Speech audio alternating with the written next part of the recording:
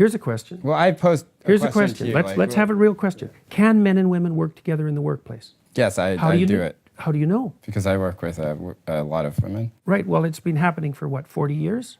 And things are deteriorating very rapidly at the moment in terms of the relationships between men and women. It's like we don't know if men and women can work together successfully. But in what ways? Because in the sexual harassment way. Because 40 years ago, I would have been. Well, I don't know if I was a white man, I would have been Jacqueline's boss, and I could have done whatever I wanted, right? And that there would be almost no recourse that a woman who's working under me would have. Now they have some recourse. I mean, is that a? There was recourse back then too. You could take people to the police. You could. Do you think that was happening a lot? I mean, like I think it's a dreadful thing to have to go to the police if you've been sexually assaulted. If you feel like there's a reduction in harm, right? That things are better. So you feel like right now the atmosphere in corporate workplace is the exact same that it was 40 years ago? No, but I'm not sure. I'm not saying that it's any better. It's not any better. Well, maybe it is. What is? I guess not to ask you to sort of prove a negative, but I think that there's plenty of evidence if you look at all the stories that are coming out. Do you not feel like any of the stories that you've heard about what Hollywood is like, do you feel like that's not evidence that this is a problem? Evidence that Hollywood is a problem? Yeah. Yeah, but when I look at Hollywood, all these people coming out of Hollywood talking about how sexual misbehavior is a problem, and I think people in Hollywood are talking about that. They've been capitalizing on sexual misbehavior for like 100 years. But look, those are unrelated in a lot of ways. Yeah, like you as a professor should know like about correlation and causation. Like you're basically saying, well, there have been movies with sex in it, therefore a PA on the set of a movie, of course, should be expected to be sexually harassed. No, I'm saying those two are separate worlds in any sort of pure logical sense. Like that is just a classic mix-up of correlation and causation. Why are they separate worlds? We don't know how to draw the boundaries. Here's the question. So do you feel like any movie that has like if you talk about sex in your classroom, or if you talk about sort of sexual behavior in your classroom, and another classroom does not talk about sexual behavior at all, you feel like your classroom would have a higher chance or higher incidence rate of sexual assault or harassment? No, but I would say that if I was part of an organization that built entire dozens of careers on sexual provocativeness, I would be very careful about like waving the ethical flag in the sexual wars. So you think Hollywood doesn't exploit sex? Hasn't the feminists been saying that for 30 years? The entire entertainment industry does nothing but exploit women sexually. Is that true or not?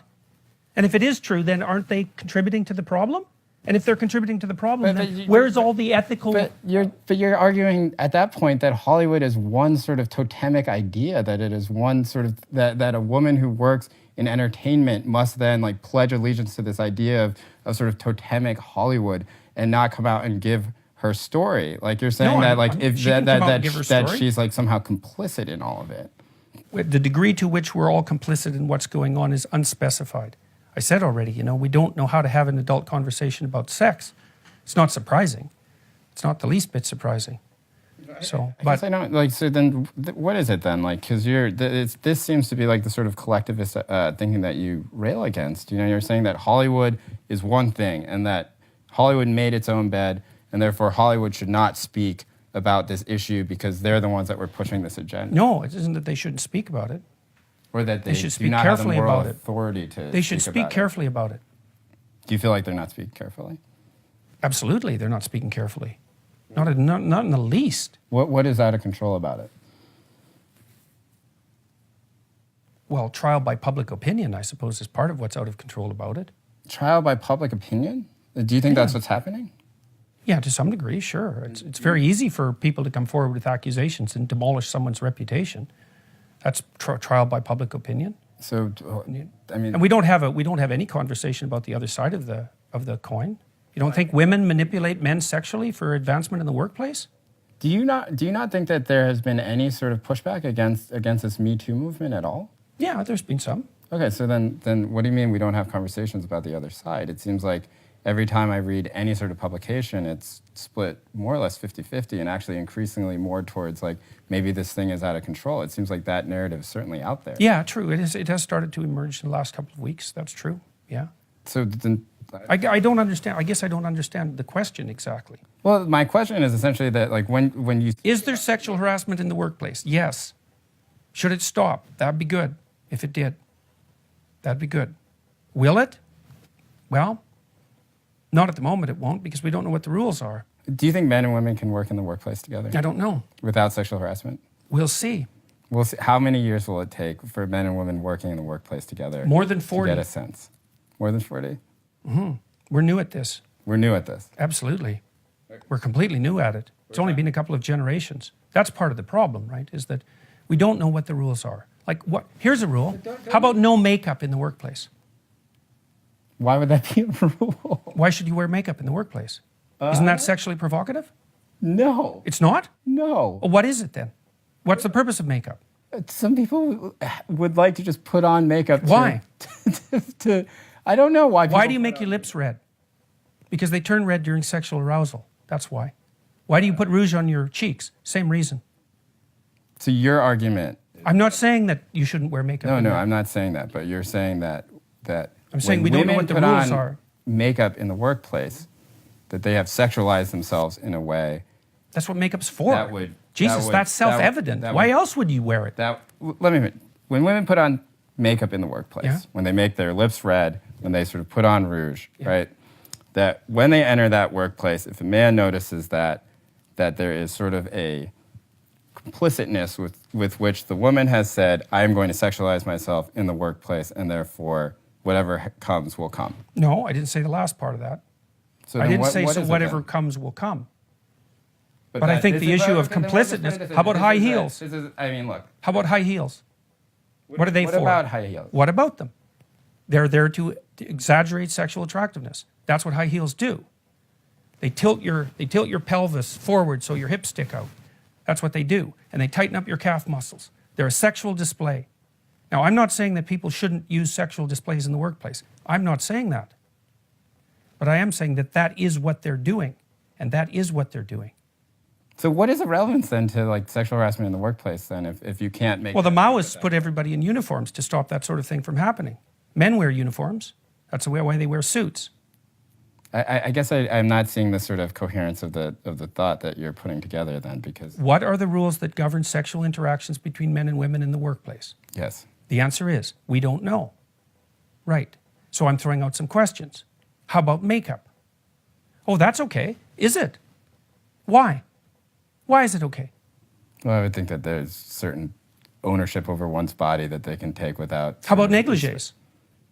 Well, look, if you That's had going too far. If you had a workplace with negligées, I think that there would be some sort of standard idea that maybe that would be a sexualized. Okay, so there's some line between lipstick and negligés that Yeah. we don't want to cross. Okay, fair enough. Where exactly is the line?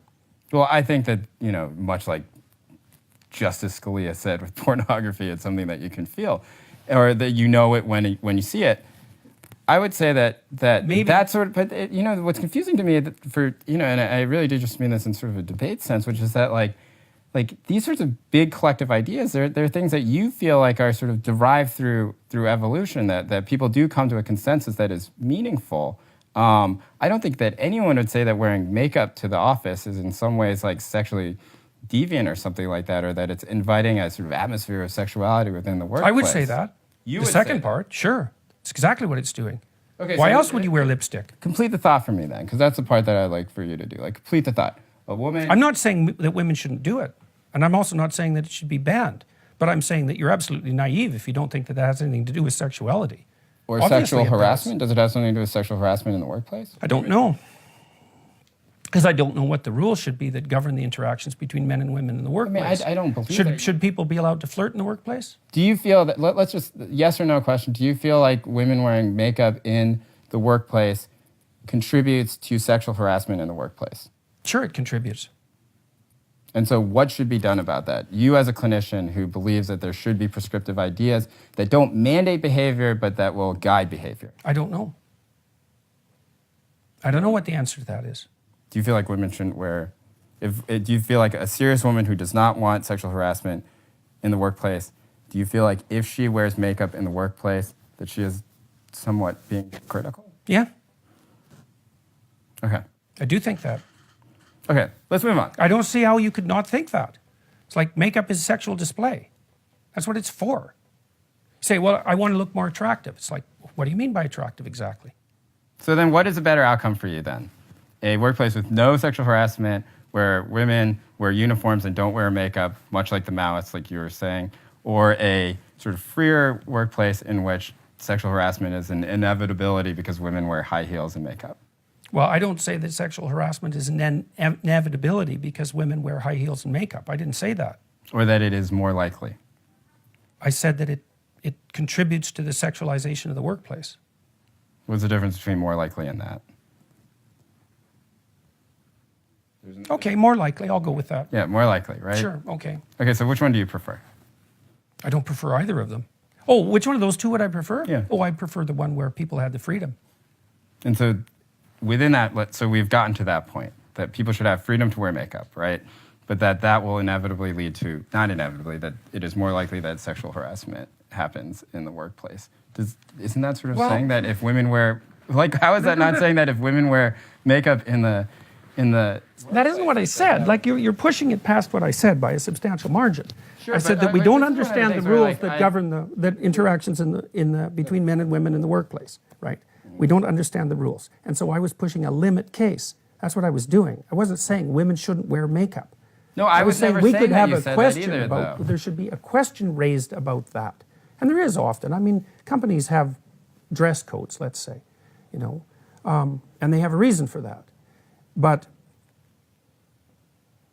the fact that we got tangled up in this conversation is an indication of exactly how difficult it is to have a reasonable conversation about exactly what rules should govern the interactions between men and women in the workplace. I would object to that a little bit because I think the reason why this conversation has been difficult is because, like, there are certain things where you'll just punt and you'll say, I'm not saying that, and you'll try and be very hyper-specific. And now, look, there are examples of that where I feel like you were right. Like, I feel like the Kathy Newman article, or the Kathy Newman interview, I felt like a lot of that she put words in your mouth.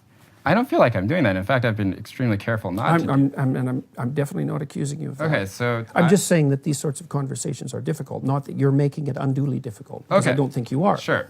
So I guess, look, this is a test case, right? Like, we are not here to say, like, Jordan Peterson believes that this is true. We are talking about a specific test case. Like, we agree, or not we agree, you are arguing that makeup is sexualized, high heels are sexualized, right? When they enter a workplace, the workplace has a higher preponderance of becoming sexualized. Right? Yes. How do we not then take the next step and say that, ergo, if we want to get rid of sexual harassment in the workplace, that your belief is that women should not wear high heels or makeup in the workplace? Oh, because there's other potential solutions. People could, you could allow for a certain amount of sexual tension and not act on it in a reprehensible manner. I mean, look, let's say you're married to someone, right? You go I am to a married, party. yep. Okay, you go to a party. Do you ever flirt? I mean, I don't go to parties. Oh, okay. Do you ever flirt at all? No, honestly Okay, not. but do you know how? But that is, no, not really. Okay, well, I mean, so, I'm a terrible so that's not so example. good. Yeah. Well, look, one of the things that's enjoyable about the interactions between men and women, even if you're married, is an element of flirtatiousness that can underscore the interaction. Sure. Okay, you don't want to get rid of that. It's too tyrannical to get rid of that. But you're playing with fire. You have to know that you're playing with fire. And so there's going to be some sexual provocativeness in the workplace, let's say, both ways. But you're playing with fire. And you need to know what the rules are. We don't know what the rules are. Okay, how about what if I said it is okay to flirt with your coworker from time to time, but, you know, don't grab them in the privates? Well, that seems, I think we could agree that might be a reasonable start, right? But then, of course, you still have the problem of exactly what constitutes acceptable flirting. Do you feel like the majority of people then who are sort of in this Me Too movement right now who have been speaking out, I mean, do you really think all of them are saying that you can't flirt at all? Or do you think most of them are saying, you just don't grab me in the privates? Because I just, as somebody who also has read about this, who's studied it quite a bit, who has followed it very intensely, it really does seem like the message is like, hey, don't pull your robe off, don't grab me in the boobs. No, I think it's worse than that. You do? Yeah, well, look at what happened with NBC. Now you're supposed to report your coworkers if you suspect them of romantic entanglements. That's been true about American, that is one symptom. But this is a policy now. It is. It's a It's a horrible policy at one company about sort of this NBC. industry-wide Yeah, and about it's this part of the industry-wide response to this. problem. Yeah, it's a response to it, but it's a bad response. You said, like, is it only about not being grabbed? It's like, no, it's not only about that. If it was only about not being grabbed, would you be okay with it? Well, I'm not in favor of people being involuntarily grabbed. I'm not in favor of sexual harassment or sexual assault, and not in the least. I already told you what I think. I'm a sexual conservative. Sure. I don't think people should have sex on the first date. I think they should be very careful with sex, right? So I'm not in the camp of let's grab each other under the mistletoe at the Christmas party, because what the hell? I'm not in that camp. I'm in the be bloody careful camp, and don't step out of line, and don't have designs on your secretary when you hire her. I think that's all appalling. But I don't think we're capable of having an adult conversation about it. Not as a culture, not even a bit. Let's say that the result of all of this, of the Me Too movement, is that perhaps there are some policies which might strike a sort of civil libertarian such as yourself, or somebody who believes in individual freedom as a bit oppressive, but that women stop getting grabbed in the privates. I don't think that's what will happen. This is the collateral damage from that. Yeah, no, I is don't that, think that'll is that happen. not a win? Is that not a win for somebody who doesn't think that women should be grabbed in the privates? I don't think that's what will happen. Why? Because I don't think that the ideas that are being put forth have the kind of power that will transform people's behavior in a reasonable manner. Okay, that's very vague. Can you just No, talk it's about not. it? You've essentially said, well, I don't believe that the ideas are going to work. They're not concrete enough. They're not concrete enough? Yeah. I mean, I think that almost every big media organization has specifically rewritten their policies in the past few months with very concrete examples of things that are not okay. I mean, like, do you not think that those are concrete enough? Well, maybe. It's possible. I don't know the policies well enough to be certain. My sense generally is that, like, what would you say it? Outraged mob activism generally doesn't translate very well into intelligent policy. But, it's possible that but some it does things, lead to change. We'll see.